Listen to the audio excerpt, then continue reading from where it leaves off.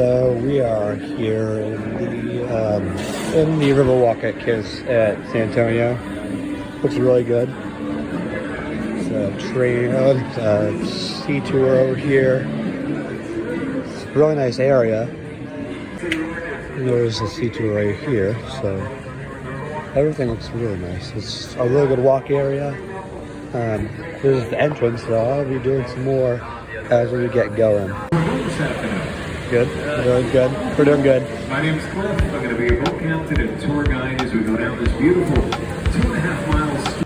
It's also a new section of the river that we won't cover on the tour. It's an extra 1.2 miles. It's been added in the last 13 years. It's called the Museum Bridge. It opened May 30th, 2009. Now you can still get there by boat. There's not one of these boats. You can take one of our Rio shuttles. If you're not familiar with the Rio shuttles, they look exactly like these boats. Left here over the mall is the Marriott River Center. That was built in 1988 when the rest of the mall was built. The only reason I pointed out is before it was there was another hotel there. It was the Fairmount Hotel, built in 1905. Now, San Antonio, we don't like to tear down any of our old buildings. So what they did with the Fairmount, they loaded it up on pneumatic tires and they moved it 6 city blocks to where it is today on the corner of South Alamo and Lebanon. That move is in the Guinness Book of World Records for being the largest building moved that great of a distance.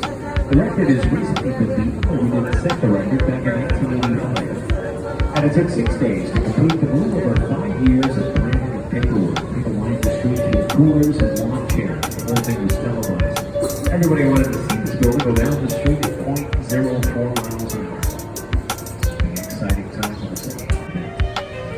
And there's a sculpture over here to the left that just been unveiled in the last few months. It's called Stargazer. It's done by an artist named Pedro Reyes from Mexico City. Made almost entirely out of volcanic rock, with the exception of the star in the figure's hand. It's made of carved marble. And over here to the right, you'll see a large bronze statue. That statue is San Antonio de Padua, or St. Anthony. St. Anthony was a friar in the 12th century from Portugal. That statue was a gift from Portugal for the hemisphere of 1968. And St. Anthony had a huge role in the naming of this river. Spanish explorers first came along the river. It happened to be June 13th, 1691, which is the feast day of St. Anthony. So they called the river the San Antonio River.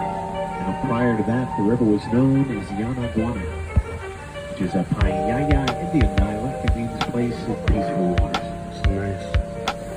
Ooh. It is up to the right here. It'll be through the trees up at street level. Get a good view here in a second. You'll see the top of the church steeple. And that's St. Joseph's Catholic Church up there. It was built in 1868. And it was built by German settlers. Now back in the 1800s, this whole area was hugely populated by Germans. And they wanted to have a church where they could have mass in their own language. So they built themselves a church. Now to this day, every last Sunday of the month, they do all the services completely in German. They have a choir that comes in by the name of Liederband. Sing all the hymns in German as well. Maybe that's going to be in a couple weeks. So if you're yearning for a German sermon, you're going to have to wait. Out to the left here, after this big tree, you'll see the Hilton Palacio del Rio, or Palace on the River. Maybe a little bit of history behind that hotel up there. So 1968, we had the World's Fair up to San Antonio. They called it the Hemisphere. We had 7 million people coming to town for Hemisphere over the course of 6 months. Hemisphere. All 500 rooms were completely booked. Now, the big problem with that is they used no hotel rooms just in this space. So they needed to get a hotel room very quickly. What they did is they called on a graduate from Texas A&M University by the name of H.B. Zachary.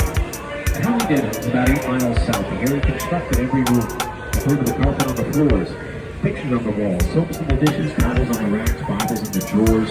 The beds were made. He loaded those rooms on flatbed trucks, drove them into town, hoisted them up by crane, and stacked them one on top of another like Lego blocks. Now, we're about to come to part of the building here. If we do, take a look past the first 4 floors. You'll see that every room after that is identical in dimension.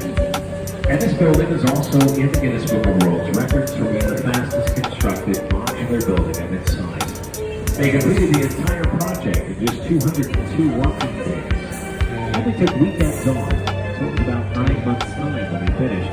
It was just 3 days before Hemisphere. A really close call. As you look up at each of those rooms up there to the left, you'll see that the walls, the floors, the ceilings, they're all solid concrete. They say that it's soundproof, fireproof, waterproof, explosion-proof.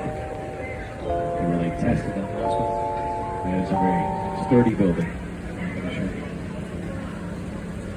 Now the next section of the river we're about to get into, just after this bridge coming up, is an area known as the or a little village.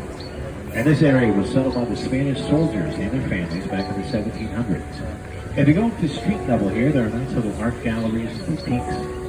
Good places to shop up there. We have two restaurants over here on the left.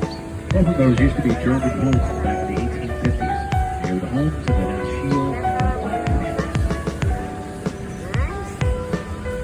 We're getting into the Arneson Theater. It's an open-air theater. It seats 800 people. It's named after Edwin P. Arneson. He was the chief engineer of the Works Project Administration that completed the Riverwalk back in 1941. We have three theaters. Take out to the right of the stage. You might recognize it from this congeniality. We had Sandra Bullock up there dancing around in the bathing suit.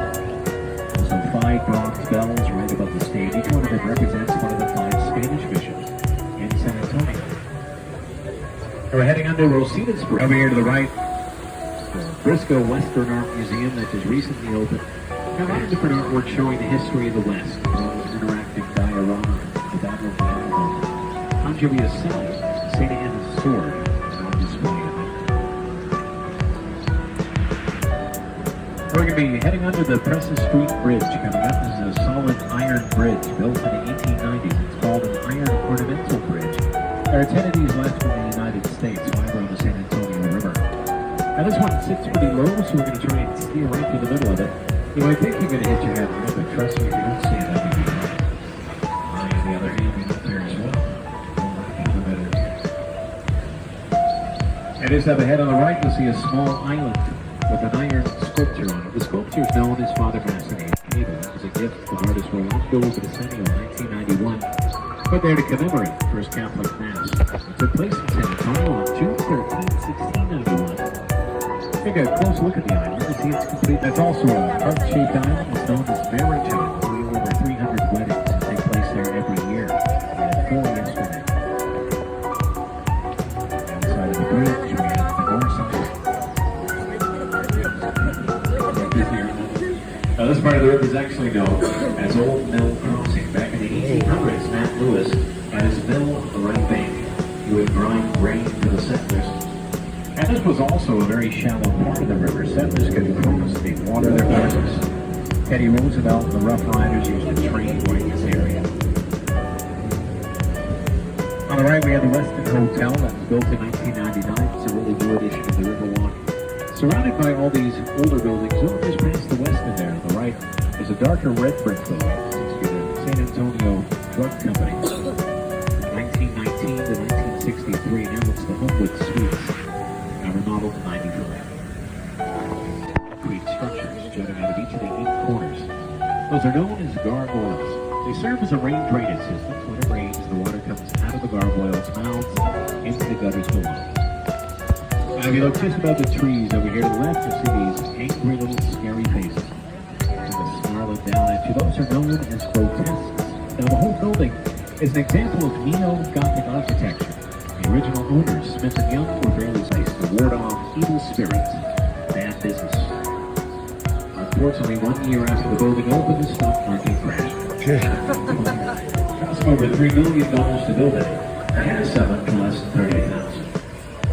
Let's see, what's remarkable. Show you a neat little effect that when we get up under this bridge, take a look back at the tower-like building, and you'll notice that it's transformed into a ship. So it's coming onto the river right behind us. Use your imagination just a little bit. Imagine a little Leonardo DiCaprio hanging out the front of that helps.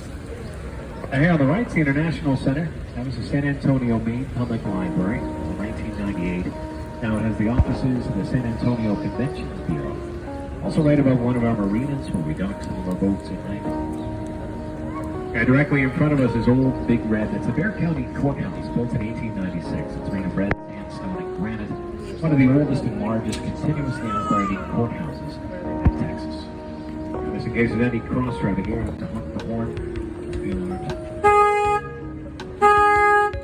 So this part of the river that we've been on, this is all the natural flow of the river. It's a natural horseshoe bend. The river flows to the left, we're headed to the right into a man-made part. We're entering into the flood channel, which is leaving through floodgate 4. Now when it rains really hard, floodgate 4 will rise up out of the water like a drawbridge. Keeps the water at the exact same level in the horseshoe bend at all times. So there's never any flooding back there. The hotels, the mall, the restaurants, all completely safe from flooding. Now it doesn't rain very often. San Antonio could use some. When it does rain, it can rain really hard, really fast. Flooding used to be a huge problem for downtown. In 1921, we had a flood that caused a lot of deaths, a lot of property damage. So the Army Corps of Engineers came in here, built this flood channel for us, and put an end to all our downtown flooding problems. And there were a lot of prominent businessmen that wanted to fill in and pave over that other part of the river we were just on. Make room for more buildings and streets. But lucky for us, two women had the foresight to put a stop to that. It was Emily Edwards and Raina Maverick Green. They formed the San Antonio concert from the University of Texas from the name of Robert H. Huntington. He designed the entire Riverwalk at the age of 27. Presented his plans to the city.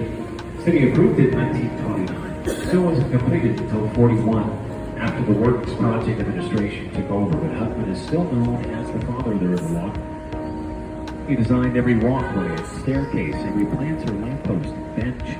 Everything you see in the horseshoe bend is pretty much Hudman's design. Now, he didn't design this walkway over here on the right. That's fairly new. It's been there about 15 years. That was a gift from the Drury Plaza Hotel. It's an 850-foot walkway. Connects floodgates 3 and 4. You can walk all the way around the horseshoe. Over here to the left, through the trees, kind of hard to see anything back there, but it's the main plaza. Established in 1731 by Spanish settlers from the Canary Islands. It used to be the heart of the city. There's also San Fernando Cathedral back there, built in 1739. Still houses some of the remains of the heroes from the Battle of the Alamo. Now people always think that the San Antonio River is just a small river, where it's man-made, doesn't flow very fast, but it actually starts just about 6 miles north of here, on the campus of Incarnate Word University. It comes up through spring from an underground lake known as the Edwards Aquifer, flows through the zoo, through downtown, goes about 230 miles southeast of here, where it meets up with the Guadalupe River, goes out to the Gulf of Mexico. You see that big tree right in front of us? That's the oldest and largest cypress tree in San Antonio. It's over 350 years old, over 9 stories tall. Also known as the sniper tree. Back in 1835, there was a Texas patriot by the name of Ben Milo. He was staying at the Permanente Palace, which was right behind us. And he was shot by a sniper from that tree right there. Now we're going under floodgate 3. This one comes down like a guillotine. It's like a random testing. It takes about 15 minutes for that to come down completely. It does weigh 3 tons straight down. Coming up on the right is the Esquire Tavern. That was the first bar on the Riverwalk. They opened the doors in 1933. Now they opened the day after Prohibition ended. Pretty much just took down the barbershop pole and it was business as usual. They say it was a speakeasy before that. Also has the longest wooden bar in Texas at 180 feet. Hang on the left is the Drury Inn and Suites next to the City Public Service Building back in 1921. Give you an idea of the severity of that flood. If you look at the top of the first floor windows, right where the 3 shields are, that's how high the flood of 1921 reached. It's a major flood. Great example, though, of how we like to take an old building, give it a second chance of a new life here in San Antonio. Try not to tear anything down if we can help it. All right, you'll see tourists in their natural habitat. One of our ticket locations here. This one's at the Aztec Theater. The Aztec over here to the right was opened in 1926. It used to show silent movies. They just finished about a 3-year-long run for the country and western show on the San Antonio Rose Live. They have a live music venue on now. One of the last remaining live theme theaters left in the United States. We're about to go under Salinas Bridge, named after lead singer Selena Quintanilla. She was photographed on this bridge as well as Jennifer Lopez, appreciated by our drivers. So accept cash. I don't know if that's more convenient. I'm going to dock the boat here and tie it down. Give you a second to get everything tied and secured before you stand up. I'll let you know when it's safe to stand up and exit. Enjoy the rest of your time here.